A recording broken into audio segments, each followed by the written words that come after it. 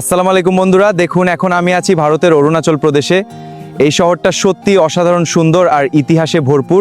চলুন আজ আমরা এর গল্পগুলো জানার চেষ্টা করি। অরুণাচল প্রদেশে হাজার হাজার বছর ধরে বিভিন্ন আদিবাসী জনগোষ্ঠী বসবাস করে আসছে, যেমন মোনপা, নিশি, আপাতানি আর আদি, যাদের নিঃস্ব সংস্কৃতি আর ঐতিহ্য এই অঞ্চলকে করেছে অনন্য। এই অঞ্চল দীর্ঘদিন ধরে তিব্বতের সাথে সাংস্কৃতিকভাবে যুক্ত ছিল।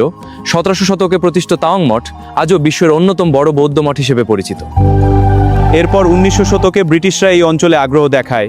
1914 সালের সিমলা চুক্তির মাধ্যমে ম্যাকমোহন লাইন নির্ধারণ করা হয়, যদিও চীন আজও এই সীমান্ত মানতে অস্বীকার করে। পরবর্তীতে 1922 সালে ভারত ও চীনের মধ্যে যুদ্ধের সময় এই অঞ্চলটি গুরুত্বপূর্ণ ভূমিকা পালন করে, যা আজও ইতিহাসে একটি গুরুত্বপূর্ণ অধ্যায় হিসেবে রয়ে গেছে।